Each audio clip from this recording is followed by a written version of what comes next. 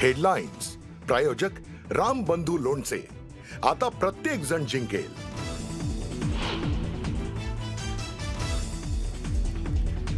महापालिका निवडणुकीच्या निकालानंतर अजित पवार शरद पवारांच्या भेटीला गोविंद बागेतील निवासस्थानी महत्त्वाची चर्चा।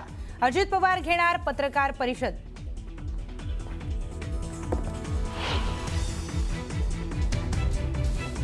मुंबईत भाजप शिवसेनेने गाठला बहुमताचा आकडा। भाजपचा 89 तर शिवसेनेचा 29 जागांवर विजय। बीएमसी मध्ये महायुतीचा महापौर बसणार।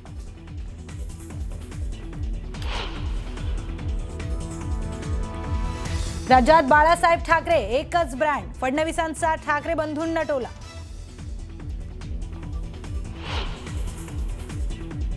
मुंबईमध्ये मराठीच महापौर होणार, तर उद्या ईव्हीएम पाडू शाही असे अनेक विषय येतील। मुख्यमंत्र्यांचा विरोधकांना खोचक टोला।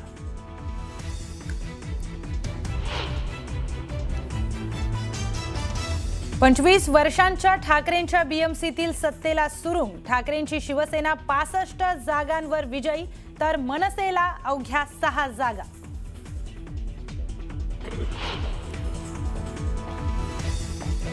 राज्यातील 29 महापालिकांपैकी 17हून अधिक ठिकाणी भाजपची मुसंडी। भाजप कार्यकर्त्यांकडून धुरंधर देवा भाऊ म्हणत फडणवीसांवर स्तुती सुमन।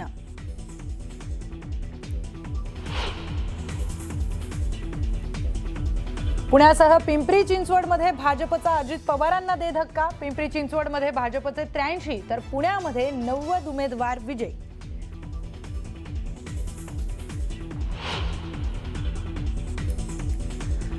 पुण्यात भाजपने उडवला राष्ट्रवादीचा धुव्वा। जल्लोषावेळी मुरलीधर मोहोळांनी थोपटले दंड।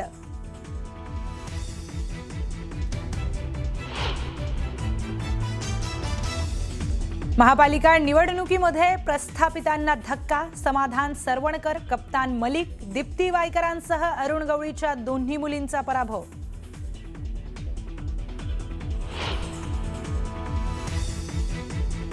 नवी मुंबईत गणेश नाईकांचा शिंदेंच्या शिवसेनेला धोबी पछाड। भाजप 65 तर शिवसेना 42, शिवसेनेचे 42 उमेदवार विजयी।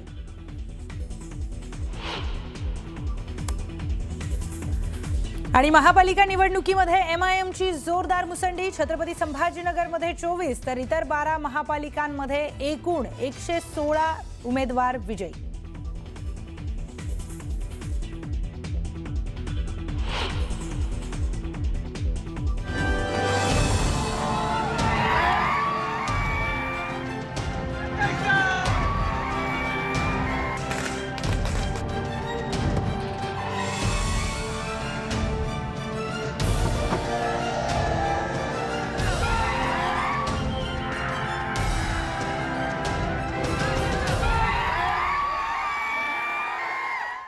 नमस्कार, मी प्रियंका लाठी। आपण पाहताय न्यूज 18 मराठी। बातमीपत्राच्या सुरुवातीलाच अनेक घडामोडी आपण पाहणार आहोत। तुम्हाला आठवत असेल अजितदादा एका सभेमध्ये बोलले होते की तुझ्यापेक्षा माझा काका लई मोठा आहे, आणि त्याच काकाला भेटण्यासाठी अजितदादा आता बारामतीमध्ये दाखल झालेत। मनपा निवडणुकीच्या निकालानंतर उपमुख्यमंत्री अजित पवार हे शरद पवारांच्या भेटीला पोहोचले आहेत। बारामतीतील गोविंद बाग या पवारांच्या निवासस्थानी अजित पवार पोहोचले आहेत। गोविंद बागेमध्ये राष्ट्रवादी शरद पवार पक्षाचे प्रदेशाध्यक्ष शशिकांत शिंदे, खासदार सुप्रिया सुळे, आमदार रोहित पवार, राजेश टोपे, अमोल कोल्हेंसोबत अजित पवारांची एक महत्त्वाची बैठक सुरू असल्याची माहिती समोर येते। पुणे पिंपरी चिंचवडच्या मनपा निवडणुकीसाठी काका पुतण्या एकत्र आले होते। दरम्यान या निवडणुकीमध्ये राष्ट्रवादीला मोठा धक्का बसला, त्यामुळे पराभवानंतर आता या बैठकीला महत्त्व प्राप्त झालंय।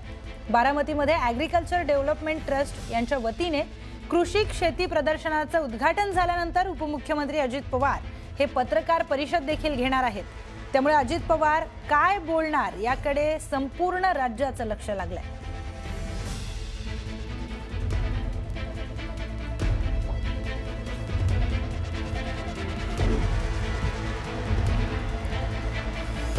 थेट जाऊयात आपले प्रतिनिधी जितेंद्र जाधव यांच्याकडे। जितेंद्र, अजितदादा हे बारामतीमध्ये दाखल झालेले आहेत। शरद पवारांची ते भेट घेणार आहेत। एक महत्त्वाची बैठक सुरू आहे। अशा सगळ्या घडामोडी सुरू आहेत। नेमकं अजित पवार आज काय बोलणार याची चर्चा राज्यातल्या नागरिकांना आहे।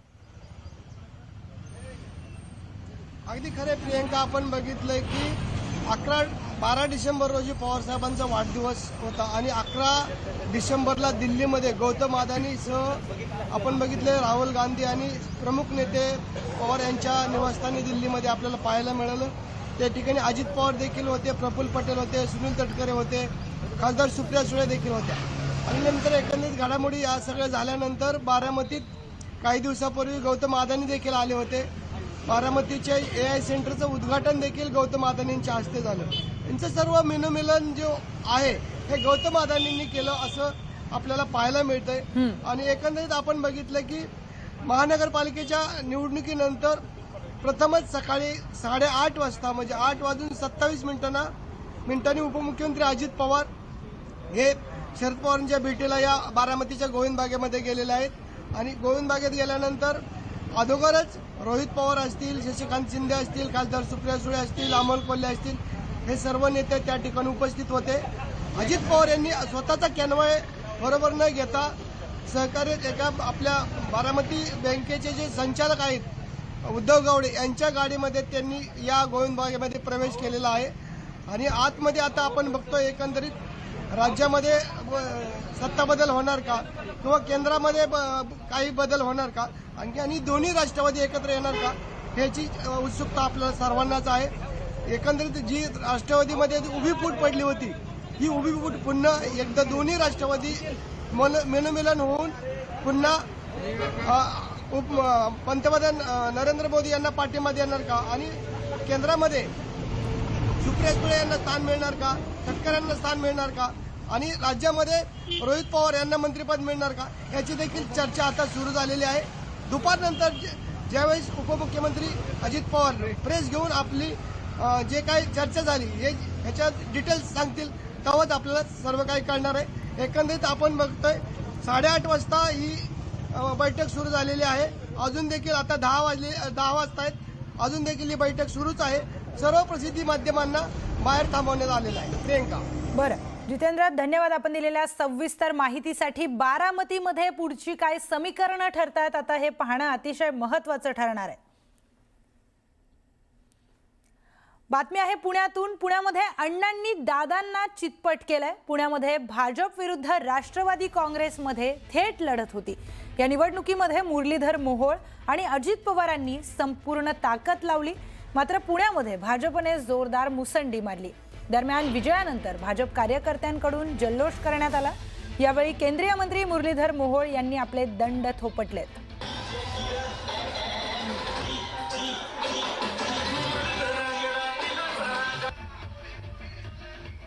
दरम्यान विजयी जल्लोषावेळी भाजप कार्यकर्त्यांनी झळकवलेली पोस्टर्स चांगलीच चर्चेमध्ये आली आहेत।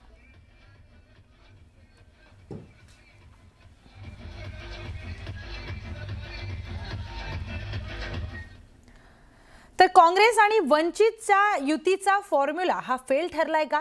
मुंबई महानगरपालिका निवडणुकीसाठी काँग्रेस आणि वंचितची युती झाली होती। वंचितला सोबत घेऊन काँग्रेसला चांगली संख्या मिळण्याची अपेक्षा होती, परंतु वंचितचा फायदा काँग्रेसला झाल्याचं दिसून आलं नाही। मुंबईमध्ये वंचितचा 0 उमेदवार आला तर काँग्रेसला 24 नगरसेवकांवर समाधान मानावं लागलं। मात्र अशा काही जागा आहेत जिथे वंचितच्या मदतीने काँग्रेसचे उमेदवार जिंकून आले असते, परंतु त्याही जागी काँग्रेसला मदत न होता काँग्रेसच्या उमेदवाराचा पराभव झाल्याचं दिसतंय। त्यामुळे वंचितच्या युतीबाबत काही नेत्यांनी आधीच नाराजी व्यक्त केलेली होती। हा फॉर्म्युला फेल ठरल्याचं दिसून आलं।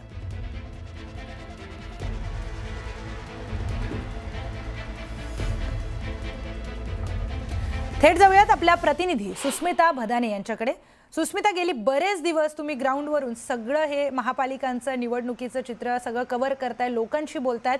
काँग्रेस आणि वंचितची जी काही समीकरण आहे ते आता निवडणुकीच्या निकालानंतर फेल झालेलं दिसून येत आहे। काय त्याचं नेमकं एक्सप्लेनेशन तू करशील?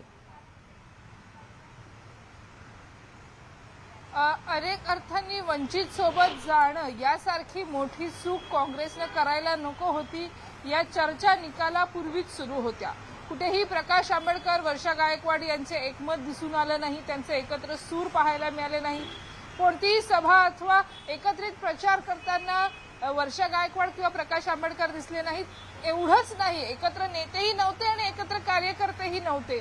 तब्बल 5 ठिकाणी मैत्रीपूर्ण लढती झाल्या, ज्या ठिकाणी एकूणच वंचितांचा आवाज हा महत्वाचा होता असं म्हटलं जात होतं. प्रज्योती हांडोरे यांची सीट ही महत्वाची सीट होती. या बाबतीत सुद्धा वंचितनं आपला उमेदवार उभा केल्यानं नाराजी होती. तब्बल 5 ठिकाणं काँग्रेस विरोधात वंचित अशा पद्धतीचा सामना झाला, ज्या ठिकाणी अल्पसंख्याक मतदार, दलित बहुजन समाज हा सर्वाधिक होता. अशा अनेक भागांमध्ये वंचितनं वोट कटरची भूमिकाही निभावली आणि मित्र पक्ष म्हणून मैदानात एकत्र युती केलेल्या काँग्रेसला पिछाडीवर खेचण्याचं काम सुद्धा केलेलं आहे.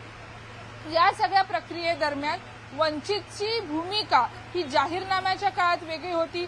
0 जागा यापूर्वीही वंचितला मिळालेल्या होत्या आणि तोच इतिहास त्यांनी पुन्हा एकदा रचलेला आहे असं म्हणावं लागेल. मित्र पक्षांना सोबत घेऊन देखील एकही जागा जिंकणं वंचितला शक्य झालेलं नाही. या उलट जर आपण विचार केला तर समाजवादी आणि MIM या पक्षांनी चांगली कामगिरी केल्याचं आपल्याला पाहायला मिळतंय. या सगळ्या प्रक्रियेमध्ये सुरुवातीला 62 जागा वंचितनं पदरात पाडून घेतल्या, त्यानंतर 46 जागांवरती उमेदवार दिले. उर्वरित जागा काही म्हणजे काही तास उमेदवारी अर्ज भरताना बाकी असताना दिलं आणि त्यामुळे सुद्धा काँग्रेसच्या अनेक उमेदवारांना जागा मिळाल्या नाहीत किंवा काँग्रेसला निकालापूर्वीच कळून चुकलेलं होतं की अनेक ठिकाणी वंचित सोबत जाणं किती चुकीचं ठरलेलं आहे. दुसरा महत्वाचा मुद्दा म्हणजे वंचित आणि काँग्रेस या पक्षांनी एकमेकांची मदत करण्याऐवजी एकमेकांच्या विरोधात काम केल्याचं सुद्धा अंतर्गत चर्चांमधनं पाहायला मिळालेलं आहे. काँग्रेसच्या काही नेत्यांनी आपले गड राखण्यामध्ये यश मिळालेलं आहे. अमीन पटेल यांचे 4 नगरसेवक जिंकून आलेले आहेत. अस्लम शेख यांच्या भागामधील 3 नगरसेवक जिंकून आलेले आहेत. नसीम खान यांनी एकच जागा, आपल्या लेकाची जागा जिंकून आणली, तेवढंच त्यांना यश मिळालेलं आहे.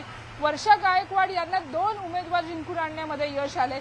उर्वरित उमेदवार हे स्वतःच्या कर्तृत्वाने जिंकलेले आहेत, पक्षाचं पाठबळ नसताना जिंकून आलेले आहेत. त्यामुळे 24 वरती काँग्रेसला जरी समाधान मानावं लागलं असलं तरी सुद्धा हाही आकडा काही वाईट नाहीये. परंतु वंचित सोबत जाण्याची घोडचूक काँग्रेसनं करायला नको होती अशी अंतर्गत चर्चा काँग्रेसच्या वरिष्ठ नेत्यांमध्ये आणि स्थानिक पातळीवरती सुद्धा होत असल्याचं आपल्याला पाहायला मिळतं. काँग्रेसने सुरुवातीला स्वबळावर लढण्याचा नारा दिला, त्यानंतर वंचित सोबत युती केली आणि त्या युतीचं समीकरण तितकंसं यशस्वी ठरलेलं नाही असं मुंबईमध्ये दिसून आलं. सुस्मिता, धन्यवाद दिलेल्या सविस्तर माहितीसाठी.